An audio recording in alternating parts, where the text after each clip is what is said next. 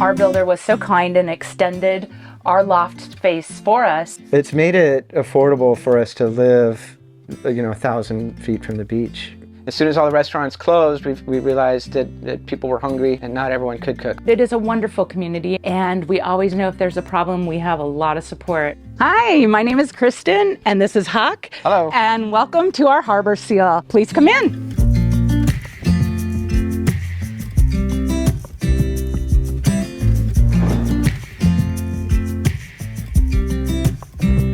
Thanks for coming in. Welcome to our house and our kitchen. This is my favorite part of the house. I do a lot of cooking, and we've had some other smaller spaces before this where the kitchen maybe wasn't as big and it maybe wasn't as convenient to really dig into a meal the way that I like to dig into it. I like a lot of counter space. I use a lot of bowls, and I like to go after it. So that was key for us. And with that in mind, we have a full-size stove and oven, and it's gas. We have a full dishwasher.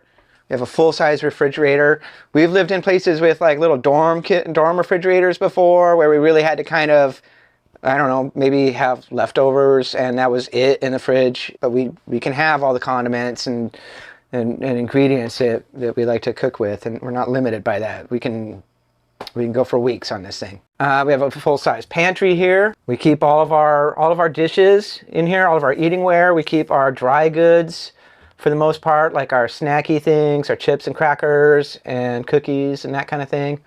Our pots and pans store up top here. Our Tupperware goes down low. It was like a big thing to us to make sure immediately upon moving in we had a high quality dehumidifier.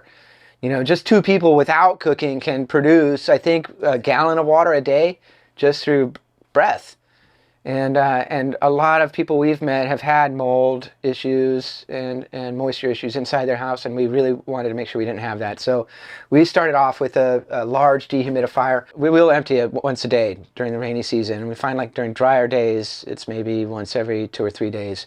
We don't have a lot of drawers.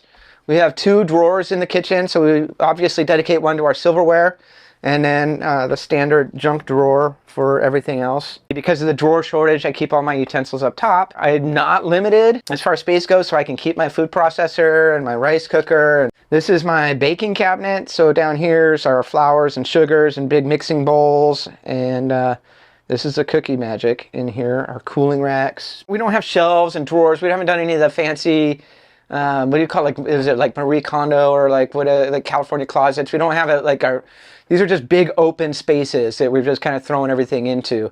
And probably over time, we'll fix that up a little bit and add some more baskets and drawers and slide outs and that kind of thing. But we kind of wanted to live in the house for a little while before we really decided where we're going to go with everything. And after 6 months, I think we're doing pretty good. So part of the reason we built the house the way we did, not just the size of the kitchen, but where the kitchen is. We didn't like the galley kitchen. We've had those before, and it was just sort of inconvenient when I've got, I'm knee deep in flour and spices and someone's got to cut through to go to the bathroom, or the cat comes, roaming through. We don't want to do that anymore. But also we designed the house during the pandemic, and we started off sharing food with all of our neighbors. And as soon as all the restaurants closed, we realized that people were hungry, and not everyone could cook. So we were baking cookies and bagels and breads and that sort of thing and sharing with people. So we put our kitchen on this end so that we could have an open window on one side that we could serve food out our window to our neighbors. They could come by and we wouldn't have to really have any kind of exchange other than, hey, here's your food, enjoy it, and thanks, we love you.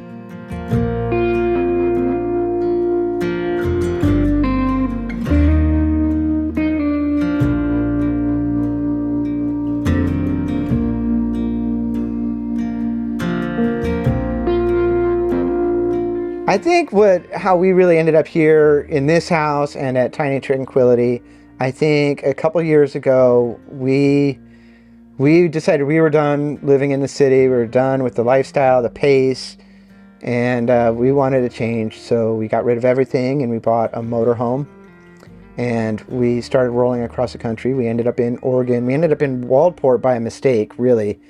And like neither one of us had heard of it, and we just needed a place to stay. and the KOA was open. So we came down here and we jumped in. And really, I think from there is really when we fell in love with it. I was in and out a little bit for work, and Kristen got to stay behind and get to know the town a little bit while I was away. That's about when we found Tiny Tranquility, and he had an opening. And so we started renting. We rented for the first 2 years that we were here. Our first house here was tiny. Tiny. It was, I mean, that thing was, that was crazy to be 2 people, a cat, and a tortoise in.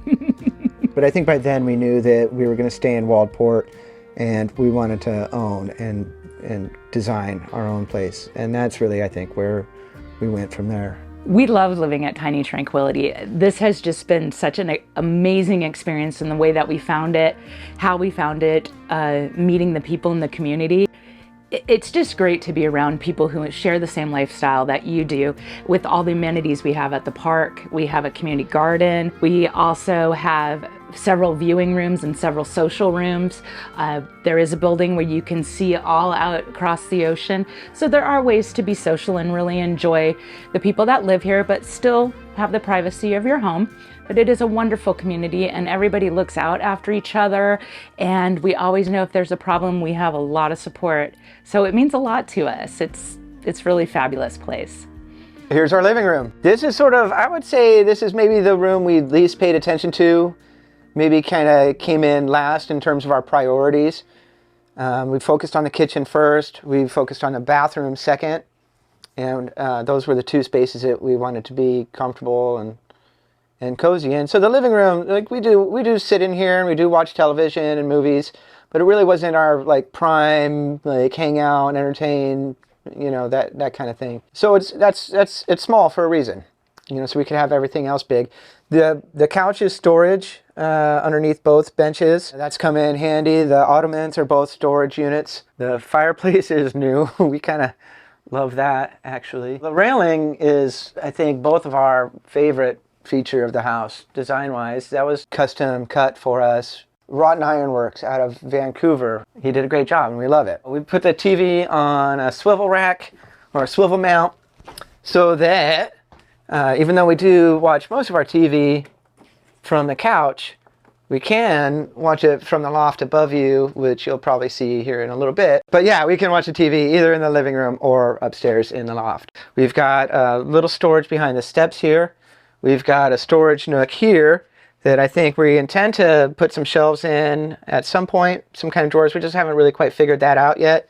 It's sort of our mud room right now. This is where we keep our galoshes and our shoes. We're kind of shoe people. So I think that pretty well covers the living room. I think that covers our storage options in here. It's a comfortable space. It's not a big entertainment space, but it is a very comfortable space. Hi, I'm Kristen, and I will be giving you a tour of our bathroom. This is the favorite room of mine. We designed it directly after the kitchen. My husband wanted a big kitchen because he's a very, very fabulous cook. I wanted a big bathroom because I wanted a big bathroom.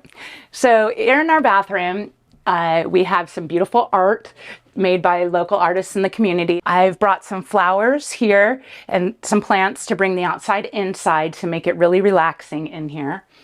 We designed a big storage closet that'll fit all our toiletries and sheets and towels and all our extras that usually are on the counters in bathrooms. So we're very happy with that.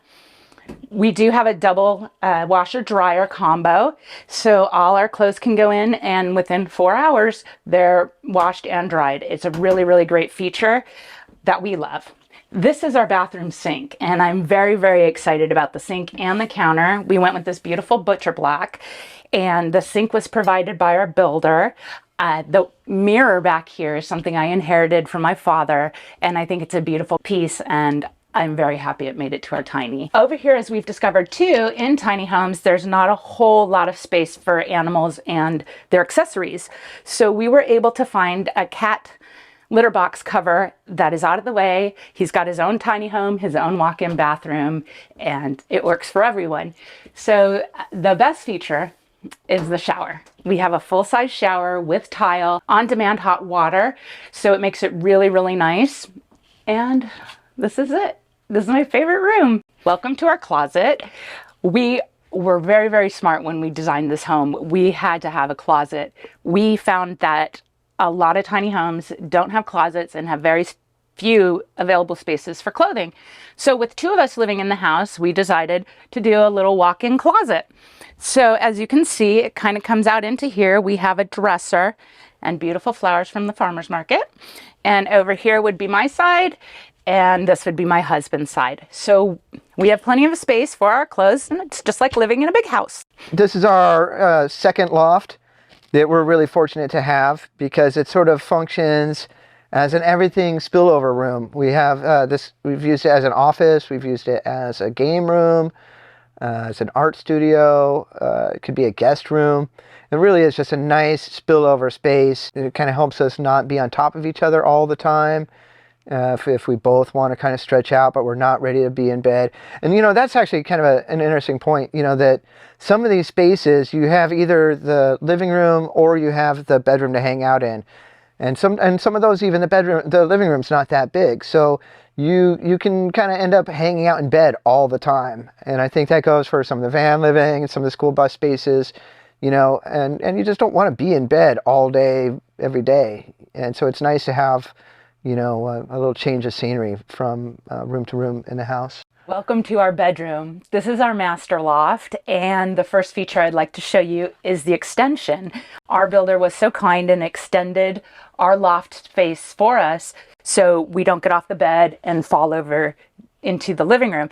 But it also makes for a really great space to do other things. We've sat up here and played games. We've used the computer up here. It's a big cat area for us, but it makes it really great to be able to get out of bed and get to the stairs without going over. So our loft is large, and we have a queen size bed in here. There is a window in the back behind the pillows that lets the ocean breeze come in, and we can hear that every morning, which is wonderful. We get great light in here, and we've had it wired for USB, and we can put all our electronics close to us so we don't have to plug them in downstairs. Keep our phones up here and our little TVs if we want to watch in bed. And it's just a really great relaxing space with all the amenities you would have in a big house.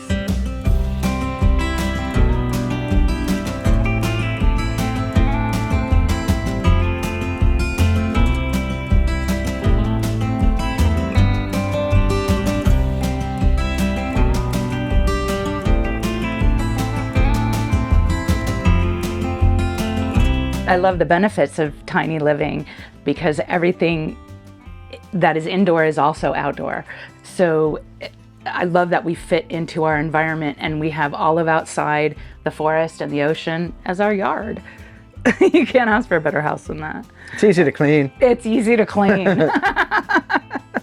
Yeah, but we do spend a lot of our time outside, and Oregon is just so beautiful that we feel like we're extending Oregon inside our house. It's made it affordable for us to live, you know, 1,000 feet from the beach, you know, Yeah. without having to shell out a, you know, $250,000 or $500,000 for a beach house.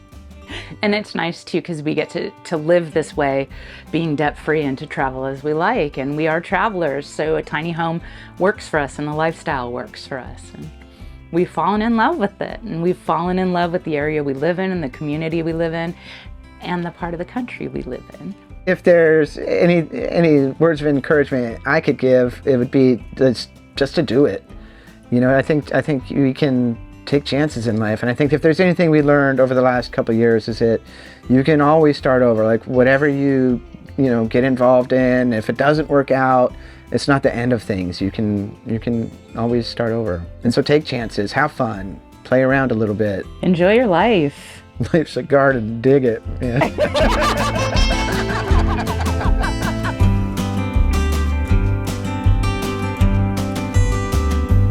Well, here's the outside. It's 30 foot by 8 foot. We went with a kind of a standard styling, kind of a conservative kind of styling, I guess, you know. I wanted to blend in with our environment, and that's why we went with the cedar siding. Here in the Pacific Northwest, I felt like it really spoke to where we live. You know, I think one of the things about living in a tiny space is that I think you really engage in it with the intention of spending more time outside. And with that in mind, you know, we're able to live in a place, a part of the country that we really wanted to be in. And we found this space, you know, we found this spot at Tiny Tranquility that's got us backed up here next to this runoff and this gully leading down to a I guess, really a pond. It turns into a duck pond for most of the year. We've got, old spruce and hemlock around us in every direction. You may, right now, possibly hear the ocean. We're only 1,000 feet away from the beach in that direction. I think an interesting part for me is I do like to garden and spend my time working with the earth. I went with these raised beds here that you can see. We built them off the ground a little bit. Really, we've got a slug problem in the Northwest, so I think that's part of the intention with getting these off the ground. We've done some container gardening where we can, and we're still kind of learning it. It's a new thing for us, so we're gonna see what we can produce here in pots and above ground.